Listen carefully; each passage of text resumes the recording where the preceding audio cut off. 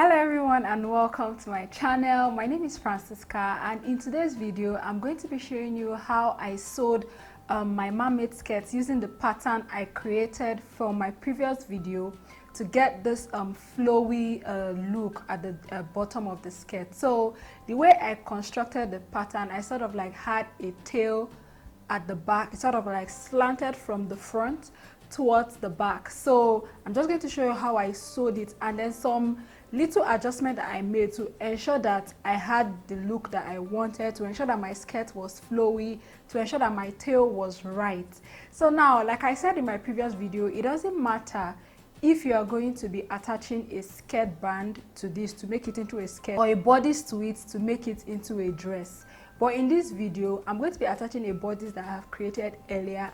Also, you're going to see some tricks that I did to ensure that, okay, my darts are aligned properly, my waist area is aligned properly, things like that. So if you haven't subscribed to my channel yet, please join the family by clicking the subscribe button, and also don't forget to click the bell so you get notified whenever I post new videos. So let us get right into the tutorial.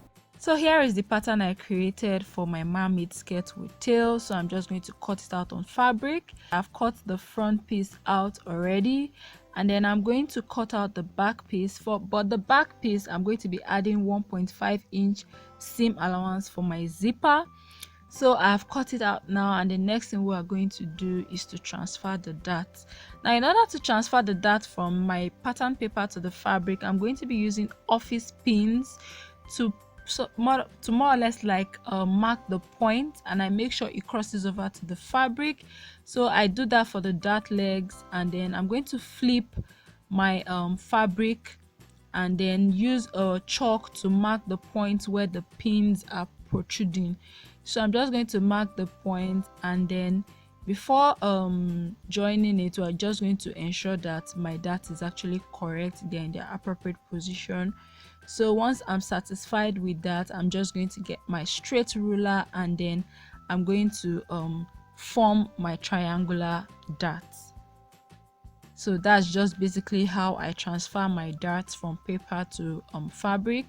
So once I'm done with this, now I'm just going to repeat the same steps by transferring my dart from this point to the other side using pins as well, and I make sure to ensure that my darts are accurate. So once I'm done with that, I'm just going to sew my darts now. So I'm going to fold my darts, ensuring that my dart legs, which are the 2 points of the darts, not the center, are aligned properly. I make sure I do a back stitch and then sew all the way down. So once I'm done with this, I'm going to repeat the same thing for the other darts, and then also for the back piece as well. So once I'm done with this, what I'm going to do is press my darts towards my center front so that the bulk of the darts, that's the extra fabric, goes towards the middle. And then once I'm done with that, I'm just going to be joining this to a bodice that I have sewn earlier that was not recorded. So if you're going to make a skirt, you're just going to sew your skirt piece to a skirt band. If you want to make a dress, you're going to sew your skirt piece to your bodice to make a dress. So I'm going to make sure now, since I'm going to be joining this to a bodice, I'm going to make sure that my dart is aligned properly. The dart on my bodice is aligned to the dart on my skirt. So I usually make sure that I do that so that my dart doesn't look off or somehow or weird, and then my dress will be looking somehow. So what I'm going to do now is sew from the dart all the way to the side seam. Now the reason I'm doing this is because I'm working with a stretchy fabric. I don't want a situation whereby the one fabric will stretch more than the other. So I'm actually sewing from the dart to the side seam, then I'm going to find my way around the center front area. So I do the same thing for the other side as well. So from the dart to the side seam, and then we're going to move to the center front area, and then sew join the bodice to the skirt around that area as well. So like I explained earlier, I'm actually doing this to ensure that my dart is aligned properly, and also because I'm working with a stretchy fabric. So once I'm done joining the front bodice to the front skirt, I'm going to do the same thing for the back. As you can see, my dart is aligned properly. I'm going to do the same thing for the back, join the back piece of the bodice to this back piece of the skirt as well, ensuring that my dart is aligned properly. So right here my dart is actually aligned properly. So this is the back, that is this front, and then that is the other half of the back. So the next thing we're going to do is join the side seam of the skirts to the bodice as well. So I'm just going to sew from where I stopped on my bodice all the way to the waist area, and then I pivot my fabric so I could get the shape well. I go all the way following the curve of my hip and then the curve around my knee area, and then I sew all the way down. I repeat the same thing for the other side as well, and then I'm just going to show you how the back looks like. I've already pinned it so I can sew my zipper to this. So I just want to show you how this looks like. So right here I'm going to be attaching my zipper foot now, because I'm going to be attaching a zip to this dress. So right here I'll be using an invisible zip for this. So I'm just going to open that zip open, and then I place the zip right where I want to sew around my zipper allowance, and then I'm just going to sew from top to the bottom. I left a little bit of like a 1.5 inch allowance at the top of the zipper because I didn't want to fold it in and sew. So once I get to the end, I back stitch and open it up, and pull out my fabric. So like I said earlier, I left like a 1.5 inch space. I'm just going to tack that behind because I didn't want it to be too bulky when I'm sewing. And then the next we are going to do is attach the other half of the zipper, and then once we are done, I'm just going to close it up and show you how this looks like before closing up the zipper allowance on the skirt. So as you can see, it's actually a little bit invisible. So as you can see, my waist area is aligned. Then I'm just going to close my zipper allowance area right from where I stopped sewing the zip. So once I do that, now we're just going to move to shaping out the tail, or curving out the tail, so it doesn't have this pointy look at the back. So this is right where I stopped, that's the pointy area. So I'm going to get my curved ruler to curve out the back.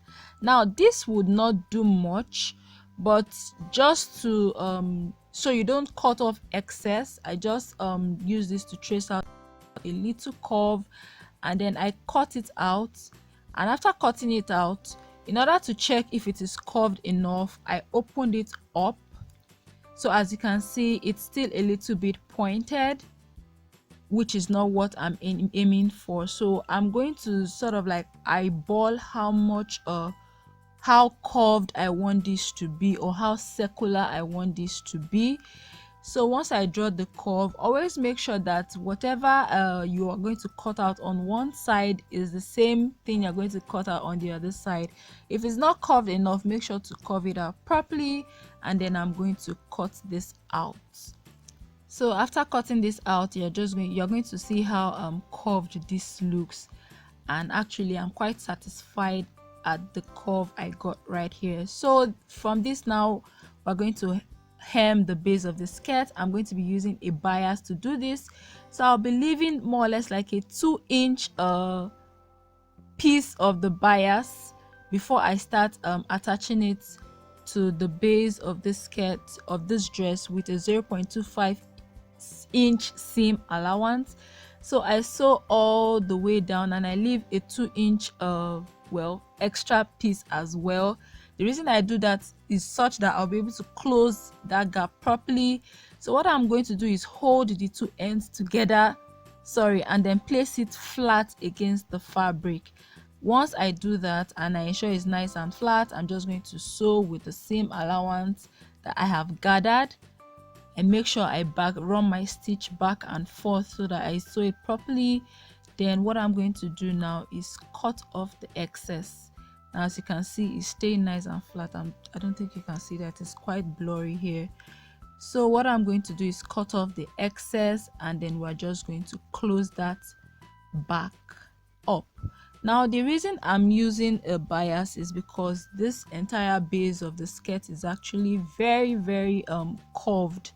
So what I'm going to do now is fold this in. Now you can decide to sew this by just folding in your bias once, and you have a 0.5-inch seam allowance, but I'm actually doing a double fold because I want the hem to be quite small. So the hem is going to go as low as 0.25-inch seam allowance.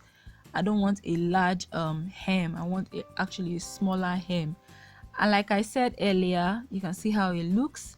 Like I said earlier, I used a bias because of how curved the base of the skirt is. So once I'm done with this, now you're just going to see how the skirt looks. But before we do that, I'm going to notch the corners around my knee area, at the center back area where the tail curves out, and also at the side seam. It is important to do that so that your dress actually you have ease around that area, and it stretches out nicely. So you can try to do multiple notches around that area so that it flows. So this is how the skirt looks like. Hope you like this video. Don't forget to share, like, and subscribe. Thank you for watching, and I'm going to see you in my next video. Bye bye.